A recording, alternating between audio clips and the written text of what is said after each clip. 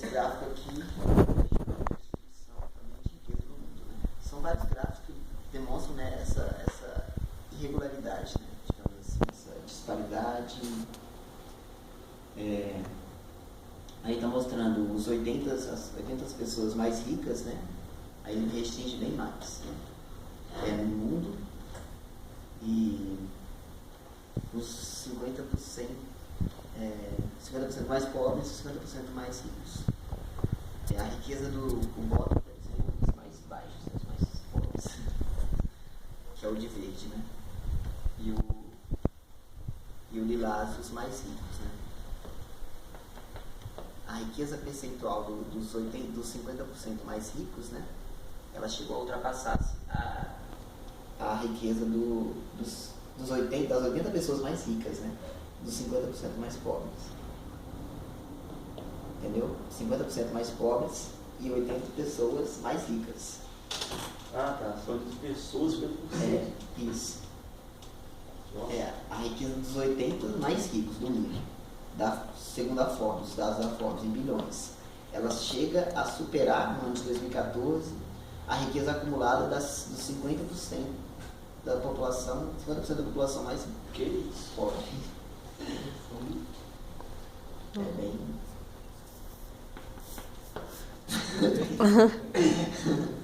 É meio que disparado muito grande.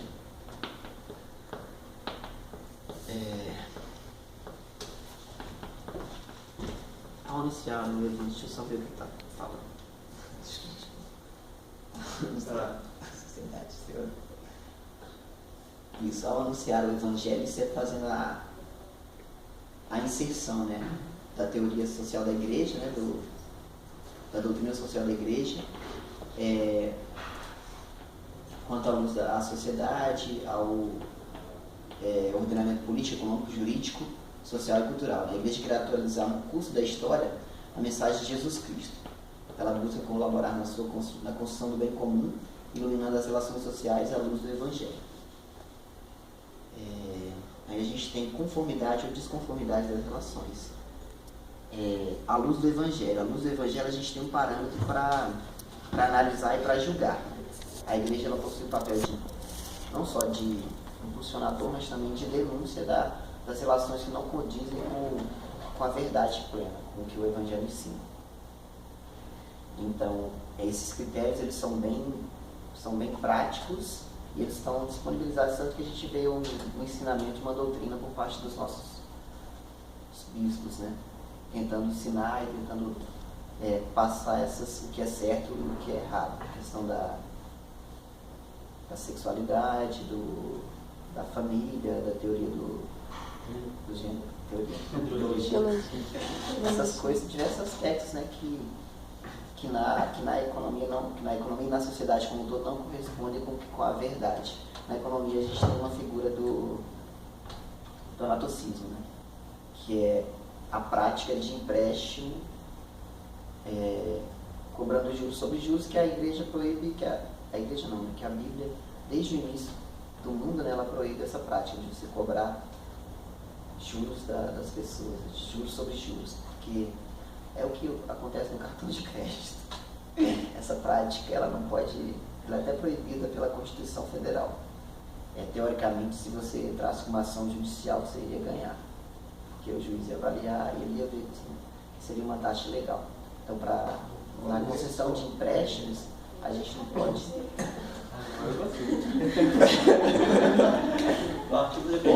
Não tem essa prática é ilegal. Que é o que se chama de usura, né? Usura. Mas legalmente se chama anatocismo, que é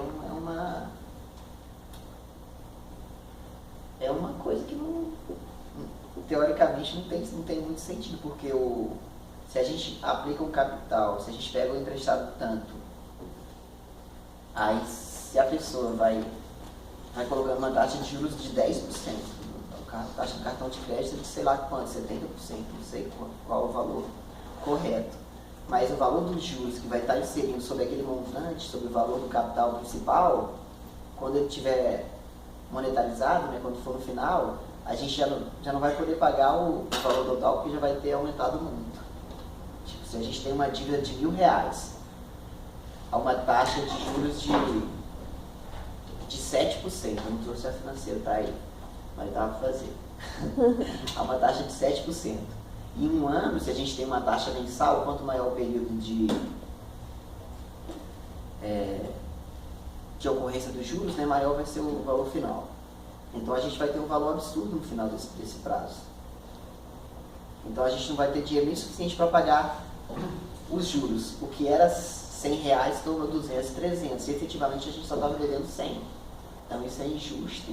E isso vai totalmente contra o que a igreja ensina, né? E qual seria o tipo de juros aceitável? Só juros simples? Isso. Mas isso não existe no mundo financeiro, não? Não existe. Não, existe em algumas aplicações. Exato. Mas a questão é o seguinte, na prática de empréstimo, na prática de rentabilidade quando eu estou fazendo determinados investimentos, aí você pode propor qualquer tipo não, né? A prática é os juros compostos. Mas para o cidadão, para a pessoa, para as empresas que realizam empréstimos no mercado, a cobrança de juros compostos, né? Que é o juros sobre juros, ela é abusiva. Entendeu? Olha só, isso até por lei. Até por lei isso. Está na Constituição Federal. E aquele sistema de amortização, tipo o sistema Price? Sistema Price, Pode? teoricamente não pode. Americano também não? Não, qualquer prática Só juros simples? que seja baseada para empréstimos. Tá bom. Se eu for para investimento é outra coisa. Porque não vai afetar, não vai prejudicar ninguém, né? Isso. Nesse sentido, né? Mas em questão, por exemplo, vou comprar um carro. Assim, teoricamente, o empréstimo que estou fazendo ali. Sim. Mas tem juros ali e não são simples. Não, tipo, se você for colocar na lei, o juiz vai chamar um contador ou ou então uma pessoa da área, né? E ele vai pegar esses dados e vai provar que está inserido a prática do anatocismo. É porque não tem internet aqui, né? Senão eu ia pegar o termo da Constituição. Não, tranquilo. Você não tem o CPF não, né? Oi? Poxa vida, cara. Não lembro disso, cara. Ih, agora voltou. Porque ela é abusiva mesmo, né? Olha só.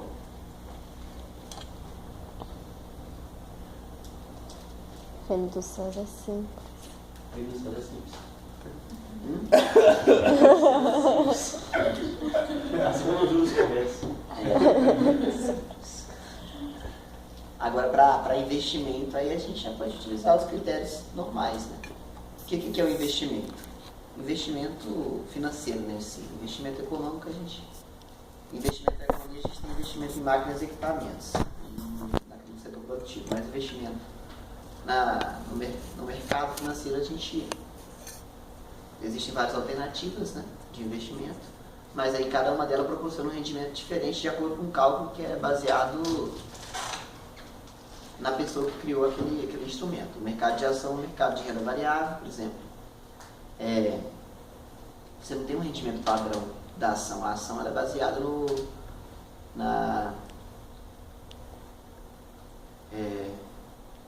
desempenho da empresa durante um ano. Teoricamente não deveria ser baseado nisso, né? Mas aí entram outros fatores, como questão de credibilidade da empresa, questões também sociais e psicológicas, porque as pessoas criam um mercado secundário de ações, né? E esse mercado secundário de ação ele não necessariamente está vinculado ao mercado primário, ao desempenho da empresa. Quando eu faço uma compra massiva de ações, teoricamente eu estou tirando esse recurso, essas ações do mercado. Quando eu tenho poder de compra, eu posso fazer isso, né? Que é a teoria o efeito mamute, né? Que quando eu compro muita coisa no mercado, aí tiro essa liquidez do mercado. Aí depois eu injeto. Porque quando vai faltar coisa no mercado, vai elevar o preço. Quando elevou o preço, eu vendo. Olha. Entendeu? Então, só que teoricamente a gente está no mercado eficiente, no qual as pessoas não podem influenciar o mercado, né? Mas a gente vê que na realidade isso não existe, porque tem pessoas no caso, as pessoas que operam em operações day trade, elas compram 100 milhões de ações em ações, né? Para ganhar 1 centavo de um dia para o outro. Mas 1 centavo vezes 100 milhões, né? Dá muita coisa. Então é o que eles chamam de capital especulativo, que no mundo foi inclusive o causador da crise de 2008, né, no mercado imobiliário, né? Esse capital é o problema e o mundo ele não tem controle sobre esse capital, porque ele passa de um lado para o outro. O que é? Você não quer tipo o Lucas, que entende tudo, né? Suave. O quê? Vocês querem que eu explique mais? Não, eu não tô gostando, eu tô vendo que como que eu vou investir agora. Planejar, né? Tá gostando Vai ser mais fácil, eu vou vender meu carro, passar com os distribuidores.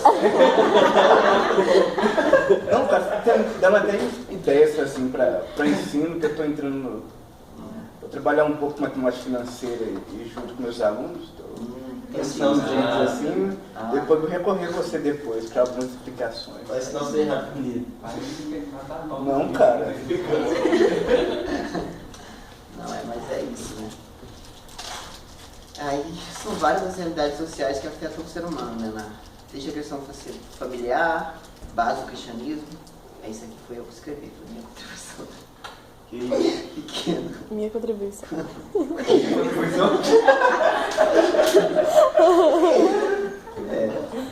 Até questões econômicas como desemprego, educação, má distribuição de renda, corrupção, preservação ambiental. O fato é que o modo como tratamos o trabalho, o modo como tratamos e trabalhamos tais questões contribuem para a perpetuação, para a erradicação de tais situações na sociedade. O que se vê no cenário atual é que o mundo ainda é muito desigual e sofre da falta de pessoas empenhadas em tais questões, visto que é um papel de todos e não somente da igreja. Isso também é o que a igreja defende, né? Um papel de todos os cidadãos, todos que estão envolvidos, não somente da igreja. Aí, a questão de apego versus a administração das riquezas, né? Que muitas vezes a gente acha, pô, ter dinheiro é ruim, ter dinheiro é algo. Não. Só que Jesus pede que a gente seja desprendido, né? A gente não pode fazer do dinheiro um ídolo, né? Não pode tratar ele como se fosse, eu tenho dinheiro, eu tenho tudo. E aí o Papa Francisco ele fala de uma experiência que ele, a primeira vez que ele entrou em contato com uma comunidade fechada, né? Quando os condomínios fechados, que as pessoas ficam presas para se proteger de ladrões, de coisas, né? E ele via que as pessoas lá eram pessoas boas, né? Só que elas, por estarem fechadas, né? Foi? Nada. Por estarem fechadas, elas não viam a realidade como ela é, a verdadeira, a verdade, né? A luz do evangelho. Elas não conseguiam entender. Elas tratavam o mundo de hoje, né, como se fosse um paraíso, né? Você vivia bem, você pode ver, você pode perceber. O Papa sempre fala isso, né? Que quando você está por um momento de prosperidade, você está bem na vida, você acaba deixando de lado as outras pessoas que são mais pobres, que não tem tanto... não é uma regra, né? Mas muitas vezes isso acontece, principalmente quando as pessoas não têm Deus. Se a pessoa está com Deus, não, ela vai crescer, ela vai... tudo é de Deus, né? São Paulo fala, né? Que tens tu que não fostes dado por Deus, né? Então a pessoa vai tender a agradecer e vai tender a utilizar aquele recurso que ela tem, a sua posição social, o seu bem-estar, né? Para o uso de todos, né? Para o bem comum. Mas isso não é o caso dessas pessoas que o Papa fala, né? Que o dinheiro seduz e nos faz acreditar que estamos num paraíso terrestre. Aí no final ele fala uma frase que é muito impactante, né? O apego ao dinheiro e às riquezas é o início de todo tipo de corrupção. Corrupção nos negócios, corrupção pessoal, corrupção política, educação. Eles acreditam que estão no paraíso, eles estão trancados sem horizonte, sem esperança. E no final eles terão que deixar tudo. Olha que loucura. Terão que deixar tudo, que oração. Me desce. Então é isso, né? As riquezas, elas, tudo que é neste mundo é passageiro, né? Então, ao mesmo tempo, a gente deve viver esse mundo, né? Como com essa dinâmica, sabendo que tudo é passageiro, buscando a vida eterna, mas sem se desprendendo das coisas do mundo, né? Mas ao mesmo tempo uma postura de administração dos bens que foram dados por Deus, né? Desde a concepção do ser humano, Deus colocou ele lá no jardim para que ele administrasse os seus bens, né? E essa administração envolve o bem-estar dele, né? Também o bem-estar das pessoas que estão ao seu redor. Então aqui a igreja fala que as riquezas são para o bem comum, para todos, né? E se o Senhor garante elas a alguém, é para o bem de todos, não apenas para um, que depois se tornam corruptos e tristes. Aqueles que possuem riqueza precisam da primeira beatitude: abençoados são os pobres de espírito.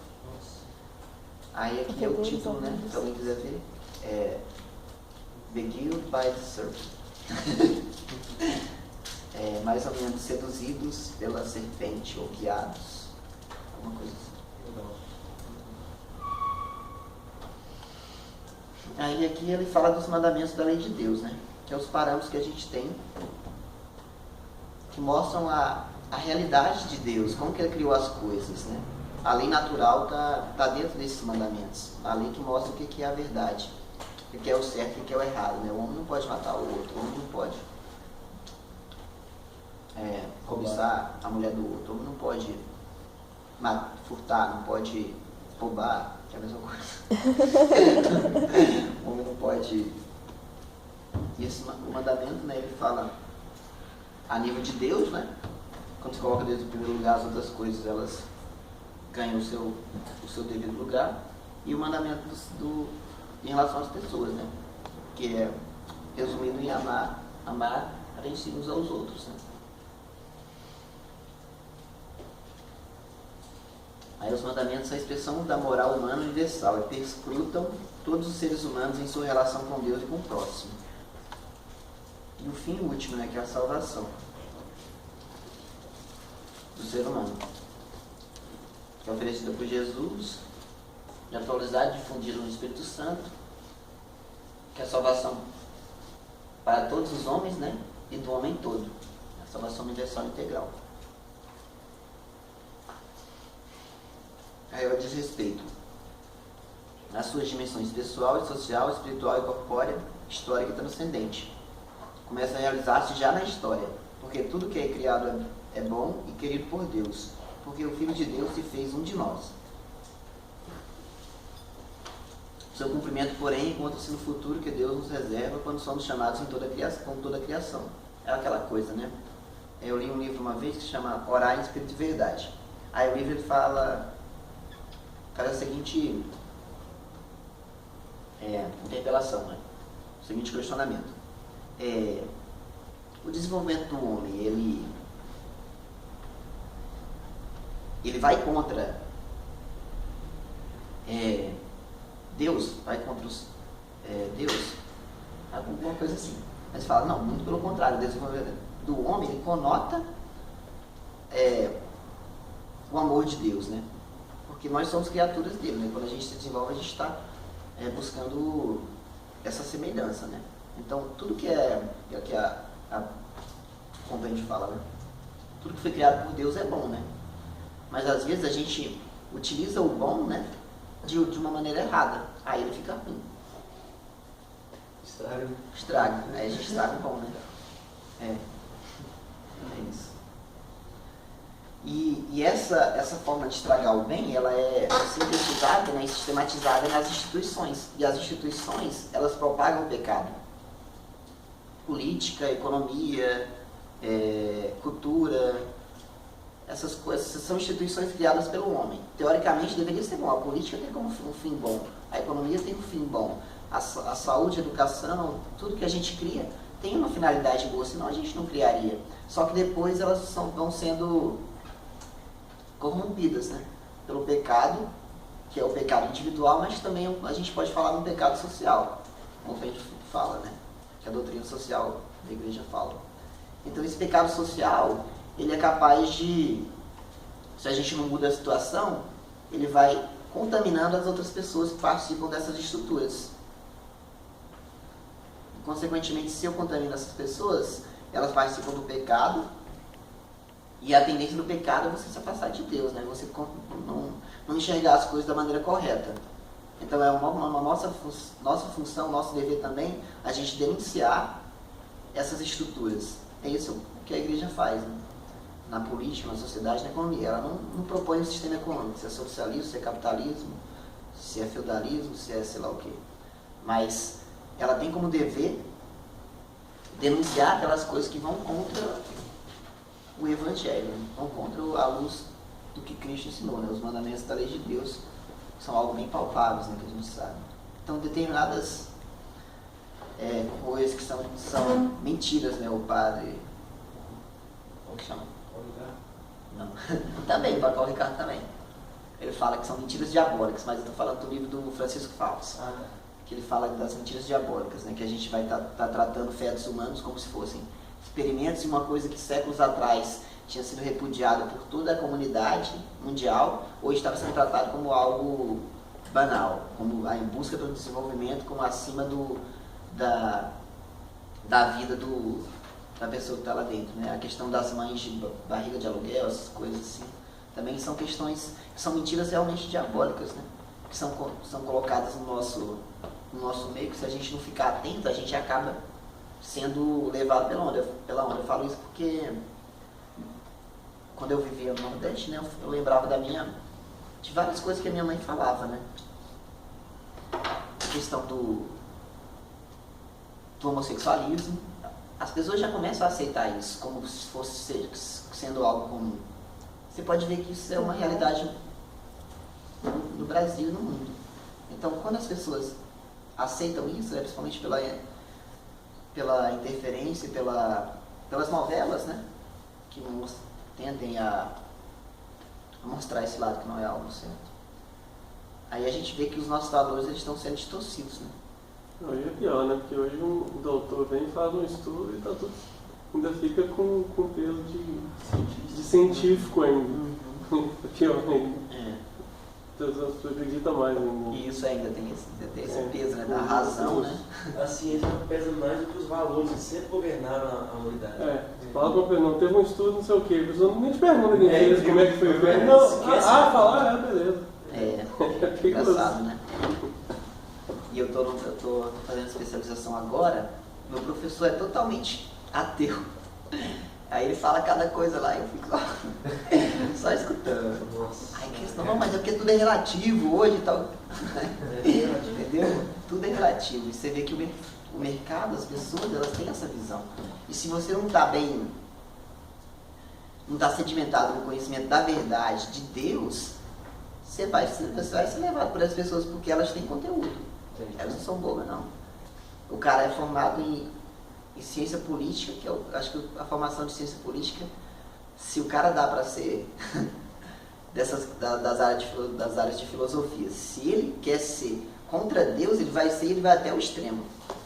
E ele vai ter uma base de embasamento total construído em cima disso, não é algo bobo. Entendeu? Não é algo que você vai conseguir tirar de forma fácil. Nós estamos aqui estudando. Nós estamos aqui. Questão do aborto também, né? As pessoas que pregam o aborto. São vários quesitos. Aí, a questão da relatividade escatológica e a alienação do ser humano, né? Ele fala que a alienação, né? Quando a gente nega que a gente está vivendo essa vida, que não existe mais, que a transcendência é algo à parte, né? Que a gente não está nisso, a gente está vivendo de forma alienada. A gente não reconhece essa transcendência, que a gente vai morrer e a gente vai alienar a sociedade com as suas formas de organização, na questão pessoal, na questão da sociedade, né? De produção, de consumo, torna mais difícil a realização deste dom e a constituição da solidariedade interhumana. E o relativismo escatológico, né? A pessoa não pode e não deve ser instrumentalizada por estruturas sociais, econômicas e políticas, pois todo homem tem a liberdade de orientar-se para o seu fim último. Isso é um relativismo, mas não um relativismo normal, né? Que vai contra a igreja, né? Esse é o proposto pela doutrina social, que é relativo. A gente está vivendo no mundo atual e ao mesmo tempo a gente tem a gente tem um fim último, né? Que é o céu. Porque a figura do mundo passa, né? Ele fala lá em Coríntios 7, né? Que a gente deve viver esse mundo, que é quando Paulo fala de quem está casado, que continue casado, de quem está solteiro. Aí, pra gente tomar cuidado com o contexto que a gente vive, né? Se lembrar sempre do que vem depois. E agora a gente entra nos princípios da doutrina social da igreja, que são os gonzos, né? Os gonzos. Só voz difícil. Eu não mudei nada. Os gonzos é as dobradiças, né? É aquilo que movimenta o ensinamento da igreja, né? Movimento, tipo as virtudes. Trata-se do princípio da... primeiro o princípio geral, né? Que é o princípio da dignidade da pessoa humana, né? Toda pessoa é criada em dignidade por Deus e ela tem o direito de usufruir, né, desse direito, dessa liberdade, dessa dignidade, né, de ter saúde, educação, emprego de qualidade, salário, que segundo a Constituição Federal tem que envolver um monte de coisa, né, senão não cabe. Os demais princípios, né? Todos eles se baseiam nesse princípio da dignidade da pessoa humana, né? O princípio do bem comum, né? Que é o meu bem, ele tem que ser vinculado ao bem de todos, né? Então, se foi me dada a administração dos bens terrenos, esses bens eles devem ser utilizados para o bem comum, né? Para o bem da sociedade, das pessoas que convivem comigo, para o meu próximo, né? Jesus fala. E hoje a questão de próximo ela também já foi um pouco desenvolvida, né? Porque pela igreja, pela própria igreja, né? Hoje o meu próximo pode ser alguém lá em Jerusalém, porque nas formas que a gente tem de ajudar o próximo, a gente tem várias organizações aí que fazem esse papel de intermediários da ajuda à igreja que sofre, a gente tem outras organizações mundiais que recolhem esses recursos e que vão ajudar as pessoas lá. Até na época de Paulo ele já pedia ajuda à igreja, né? Mas hoje, principalmente hoje, pela facilidade, né? A destinação universal dos bens, que os bens são de todos, isso não quer dizer que eu tenho uma camisa, então essa camisa é minha. Mas se eu não estou usando essa camisa, se eu tenho muito dinheiro, eu não estou usando todo o dinheiro. Então você vai ter que utilizar esse dinheiro para alguma coisa que envolva o bem comum, entendeu? Você não pode, tudo que é excesso, ele é nocivo, né? Então essa questão de excesso, a gente não precisa de excesso, a gente tem as nossas necessidades básicas, né? E as necessidades maiores, né, de autoestima, de autorrealização, mas que a busca pelo consumismo, né, o consumo desenfreado, ele acaba distorcendo a nossa visão do que é necessário, do que é apenas um desejo, algo supérfluo, né, algo que passa. Que é isso que o Papa costuma falar também, né? A diferença entre necessidade, né? Necessidade é um estado de...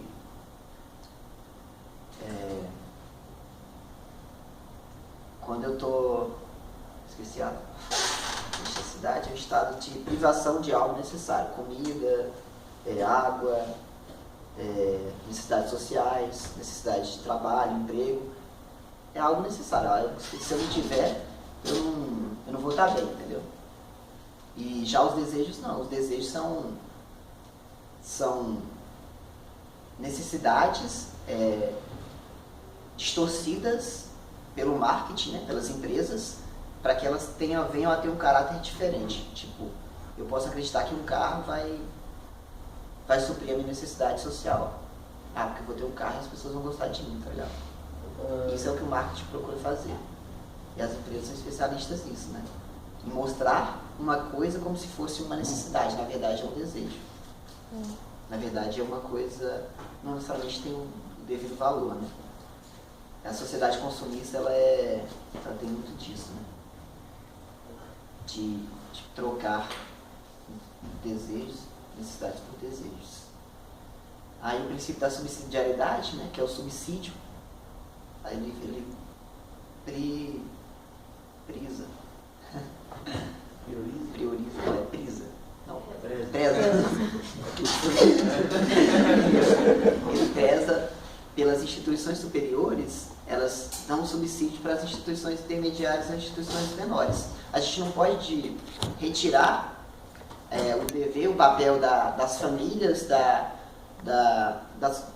das pessoas que são menos ativas no mercado ou na sociedade, de construírem algo, de fornecerem algo para a sociedade.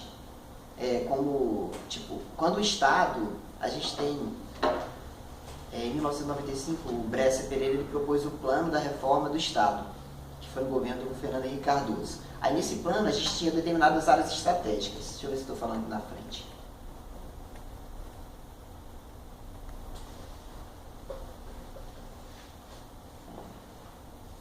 Acabou? Esse gráfico aí? Não deu colocar não, então, mas ele falava do plano da reforma do aparelho do Estado, que foi promulgado e constituído naquela época, até hoje ainda está em implementação. Só que o que eles priorizavam? A participação do Estado simplesmente em áreas estratégicas da economia.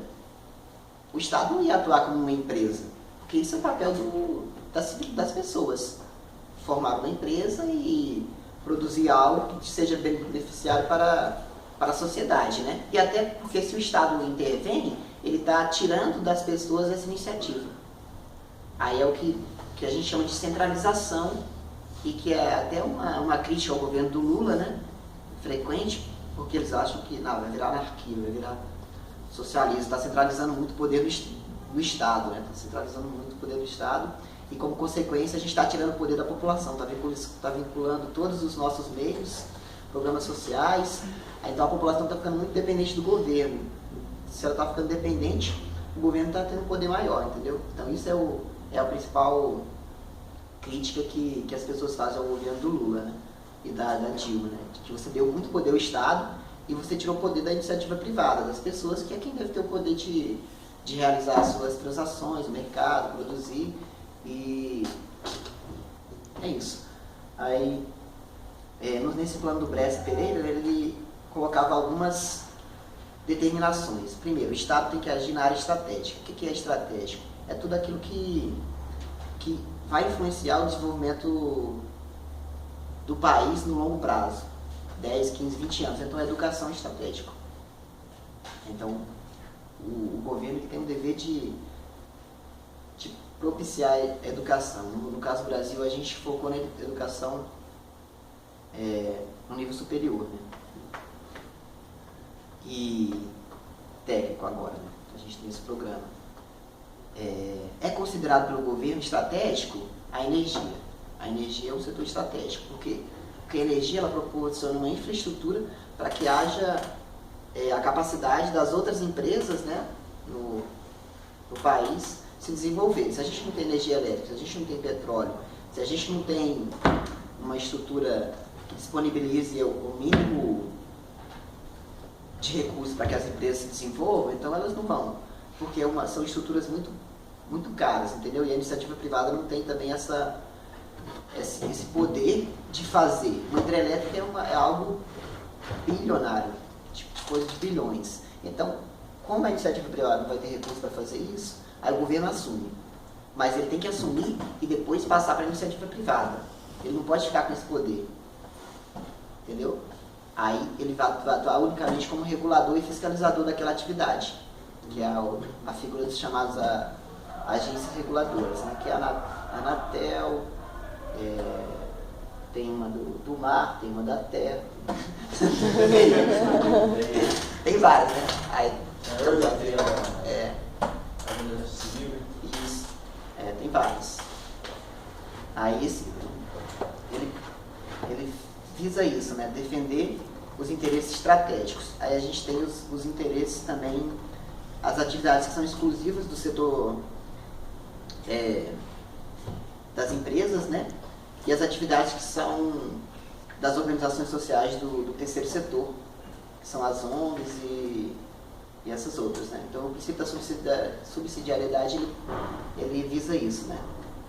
Que as instâncias maiores, né, cedam espaço para que as instâncias menores possam atuar efetivamente no mercado e desenvolverem algo de útil, né? E o princípio da solidariedade, né? Que é a solidariedade.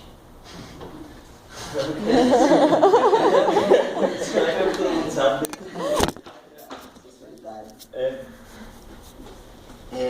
Aí aqui eu acabo a minha apresentação, que foi toda.